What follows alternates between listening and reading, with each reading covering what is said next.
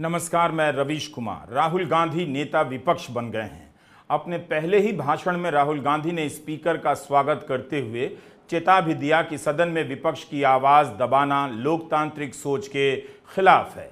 राहुल गांधी ने साफ कर दिया कि सदन को चलाने के नाम पर, कुशलता पूर्वक चलाने के नाम पर लोकतंत्र का गला नहीं घोटा जा सकता है। उनके कहने का मतलब था कि सदन में बिना बहस के, बिना विचार विमर्श के सांसदों को निलंबित कर कानून पास करा देना और रिकॉर्ड में डेटा दिखाना कि संसद का काम बेहतर हुआ है या लोकतांत्रिक तरीका नहीं है।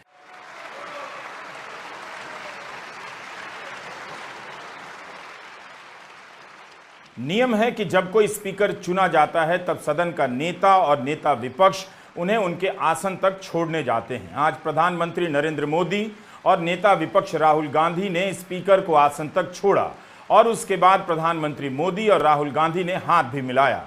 ऐसी तस्वीरें भी 10 साल में दुर्लभ हो गई थीं। देश की महान जनता ने सुलभ करा दी है। मोदी के फ्रेम में राहुल गांधी आ ही गए। ओम बिरला के स्पीकर चुने जाने के बाद राहुल गांधी ने उनके स्वागत में भाषण दिया। उसका छोटा सा हिस्सा आप सुनिए। Speaker sir, the question is not how efficiently the House is run.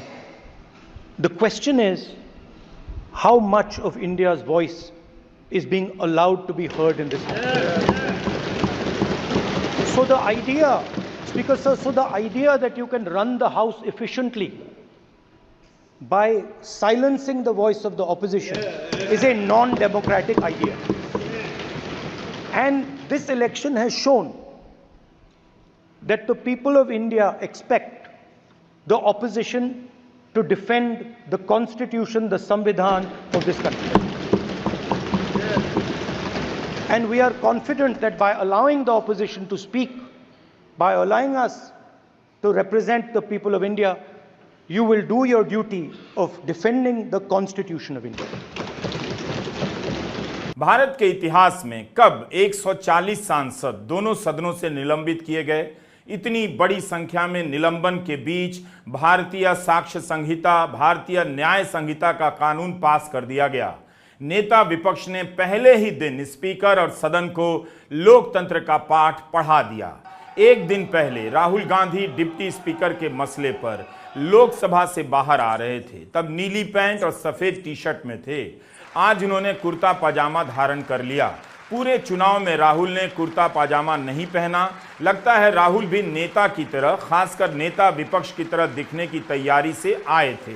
Rahul Gandhi का नेता विपक्ष बनना एक बहुत बड़ी राजनीतिक घटना है, लोकतंत्र के लिए भी, संसदीय प्रणाली के लिए भी और विपक्ष के बीच उनके लिए बनती हुई सहमति के हिसाब से भी। उनका नेता विपक्ष चुना जाना बता रहा है कि अब विपक्ष के तमाम दलों को राहुल गांधी से कोई आपत्ति नहीं रही। यह राहुल गांधी के राजनीतिक जीवन के लिए बहुत बड़ी घटना है। 10 साल में पहली बार कोई नेता विपक्ष बन रहा है। You, Speaker sir, are the final arbiter of that voice. Of course, the government has political power, but the opposition also represents the voice of India's people. And this time, the opposition represents significantly more voice of the Indian people than it did last time. Speaker sir, the opposition would like to assist you in doing your work. We would like the House to function often and well. Speaker sir, it is very important that cooperation happens on the basis of trust. It is very important that the voice of the opposition is allowed to be represented in this House. I am confident that you will allow us to represent our voice, allow us to speak, allow us to represent the voice of the people of India. 2014 के बाद यह पहली बार होगा जब लोकसभा में नेता विपक्ष होगा। क्या आपको पता है कि भारत के संसदीय इतिहास में पहले नेता विपक्ष कौन हुए? राम सुभाग सिंह बक्सर से सांसद थे। नवंबर 1969 में जब कांग्रेस पार्टी का विभाजन हुआ, तब कांग्रेस पार्टी अपोजिशन के 60 सदस्यों को विपक्षी दल की मान्यता मिली और राम सुभाग सिंह नेता विपक्ष बने। लेकिन 1977 में जब कांग्रेस हार गई मगर दूसरी बड़ी पार्टी बनी, तब कांग्रेस की तरफ से सबसे पहले नेता विपक्ष बने यशवंत राव चव्हाण। उनके बाद सीएम स्टीफन नेता विपक्ष बने थे। पूरे चुनाव में प्रधानमंत्री नरेंद्र मोदी ने राहुल गांधी का नाम तक नहीं लिया।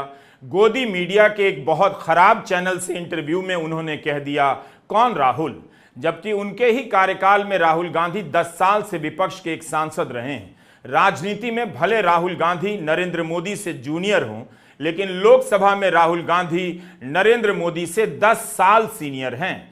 राहुल गांधी 2004 में पहली बार अमेठी से सांसद बन गए थे। प्रधानमंत्री मोदी 2014 में पहली बार सांसद बने। राहुल 20 साल से सांसद हैं, मोदी 10 साल से। तब भी प्रधानमंत्री मोदी ने उस खराब चैनल से कहा, कौन राहुल, और एंकर हंस रहे थे। यही नहीं, कभी शहजादा कहा तो कभी युवराज तो कभी कुछ और। अब वही कौन राहुल उनके सामने नेता विपक्ष होंगे, जिसे संवैधानिक पद माना जाता है, कैबिनेट मंत्री का दर्जा होता है। नेता विपक्ष का संसद में अपना कमरा होता है और विधायी कार्यों के लिए उसे स्टाफ दिया जाता है। उसकी सैलरी एक कैबिनेट मंत्री के बराबर होती है। लोकसभा में उसकी सीट डिप्टी स्पीकर के बगल में होती है और राष्ट्रपति के अभिभाषण के समय वो आगे की सीट पर बिठाया जाता है। Honorable CPP Chairperson wrote a letter to the four-time Speaker Bhartwari Mahtab informing the decision of appointment of Rahul Gandhi as the leader of opposition in the Lok Sabha. Other office bearers will be decided later. राजनीति में केवल विनम्रता ही कीमत नहीं चुकाती है, अहंकार भी कीमत चुकाता है। सवाल है कि क्या अब भी प्रधानमंत्री नरेंद्र मोदी राहुल गांधी को शहजादा ही कहेंगे? 10 साल तक जिस नेता ने नेता विपक्ष का सामना नहीं किया, उस नेता के लिए अब यह पहली बार होने जा रहा है। नरेंद्र मोदी पहली बार नेता विपक्ष का सामना करेंगे। हम इस वीडियो में नेता विपक्ष की भूमिका की भी बात करेंगे, उसके बाद शैडो कैबिनेट की भी, और साथ ही 2023 के साल में किस तरह से राहुल गांधी को सदन से निकलवाया गया उसकी भी बात करेंगे। 2006 का लाल कृष्ण आडवाणी का एक बयान है, आपको मीडिया में मिल जाएगा। जब उन्हें नेता विपक्ष बनाया गया था, तब उन्होंने एक बात कही थी कि ब्रिटिश संसदीय व्यवस्था में नेता विपक्ष शैडो प्रधानमंत्री माना जाता है। छाया प्रधानमंत्री हिंदी में आप कह सकते हैं। उदाहरण के लिए हम आपको ब्रिटेन की लेबर पार्टी की वेबसाइट दिखाना चाहते हैं, जो वहां की विपक्षी पार्टी है। यहां पूरी की पूरी शैडो कैबिनेट आपको मिल जाएगी। लेबर पार्टी के नेता केर स्टारमर को शैडो प्रधानमंत्री लिखा गया है और शैडो कैबिनेट के बाकी मंत्रियों की तस्वीरें, उनका परिचय यहां लगाया गया है। यह समझना बहुत जरूरी है कि संसदीय व्यवस्था में यह मानकर ही चला जाता है कि जो नेता विपक्ष होता है वो किसी भी समय सरकार बनाने के लिए तैयार रहता है और तत्पर भी रहता है। सदन में जो नेता विपक्ष होता है उसे भी इस नजर से देखा जाता है कि वह सरकार पर केवल दबाव नहीं बनाएगा, बल्कि नियमों का इस तरह से इस्तेमाल कर उसे गिरा सकता है और अवसर आने पर अपनी सरकार बना सकता है। किसी भी संसदीय व्यवस्था में यह मानकर चला जाता है जो विपक्ष में है वह भी सत्ता का दावेदार है। मैं ये किताब पढ़ रहा था, 2009 का संस्करण है मेरे पास। तत्कालीन प्रधानमंत्री मनमोहन सिंह ने इसमें प्रस्तावना लिखी है। पीडीटी आचार्य इसके संपादक हैं। एमएन कौल और एसएल शक्धर की यह किताब है, जिसका पहला संस्करण 1968 में छपा था। इसमें संसदीय व्यवस्था के नियमों, प्रावधानों और परंपराओं के बारे में ठीक ठीक जानकारी दी गई है। इसके पेज नंबर 148 से लेकर 150 तक में नेता विपक्ष के बारे में लिखा गया है। कहा गया है कि नेता विपक्ष से उम्मीद की जाती है कि वह राष्ट्रीय महत्व के मुद्दे पर सोच समझकर बोलेगा, अपने शब्दों का चयन ठीक से करेगा। वह सदन में तो आलोचना कर सकता है और सदन के बाहर भी, लेकिन विदेशों में उसे अपने शब्दों को नियंत्रित रखना होगा। राहुल गांधी नेता विपक्ष के पद पर विपक्ष की आवाज तो होंगे ही, लेकिन इसी के साथ वे व्यवस्था का भी हिस्सा बन जाते हैं। तो नेता विपक्ष बनने के बाद राहुल गांधी की जिम्मेदारियां यहां से बदल जाएंगी। वे सदन के भीतर और बाहर सरकार के घोर आलोचक होंगे, लेकिन विदेशों में शायद वे खुलकर वो बातें न कह पाएं जो देश के भीतर कह सकते हैं। वैसे राहुल गांधी ने विदेशों में हमेशा यह बात कही है कि भारत के लोकतंत्र का जो भी संकट है उसकी लड़ाई भारत में लड़ी जाएगी, भारत के लोग लड़ेंगे। यह भारत की समस्या है, ना कि किसी दूसरे देश की। नेता विपक्ष का काम अब से यह भी हो जाएगा कि वह जनता के बीच रहे, जनता की पीड़ा को समझे और उसकी बात सदन और सरकार के सामने मुखरता से रखे। नेता विपक्ष के पद के लिए राहुल गांधी की घोषणा से पहले ही 25 जून की शाम उनका एक वीडियो भी आया। उसमें राहुल गांधी वही सब करते देखे जा सकते हैं जो उनसे नेता विपक्ष के रूप में उम्मीद की जाएगी। लक्षद्वीप के कांग्रेस के प्रतिनिधियों से वे बैठक कर रहे हैं, अधिकारी और जमीन के अतिक्रमण पर बात कर रहे हैं। उसके पहले उन्होंने राजकोट में गेमिंग सेंटर में आग की घटना के पीड़ितों से भी बात की थी। आज कांग्रेस ने राजकोट बंद का आयोजन किया था। And another reason. And who is grabbing this land? For the corporates, sir. For the corporates. For the corporates. Who? Gujarat-based mafia. Gujarat-based. So all Gujarati corporates.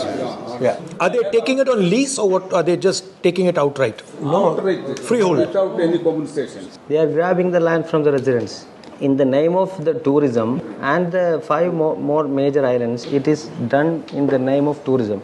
We are not opposing the tourism development. नेता विपक्ष के रूप में राहुल गांधी से उम्मीद की जाती है कि वे बहुसंख्यक और अल्पसंख्यक के अधिकारों पर तेज नजर रखेंगे, उनकी आवाज उठाएंगे। इस समय राहुल गांधी की एक बात को लेकर सही आलोचना हो रही है कि वे बाकी चीजों पर तो बोल रहे हैं, लेकिन मॉब लिंचिंग पर नहीं बोल रहे, मुसलमानों के खिलाफ हिंसा हो रही है उस पर राहुल गांधी नहीं बोल रहे हैं। नेता विपक्ष के पद पर पहुंचकर राहुल पर अब सबकी इसी तरह की नजर होगी, जनता से लेकर पत्रकारों और पत्रकारों से लेकर बुद्धिजीवियों तक की, कि नेता विपक्ष किस बात पर चुप रह गए और किस बात पर बोल रहे हैं। संसदीय व्यवस्था इस बात पर टिकी होती है कि सत्ता और विपक्ष एक दूसरे को कितना सहते हैं।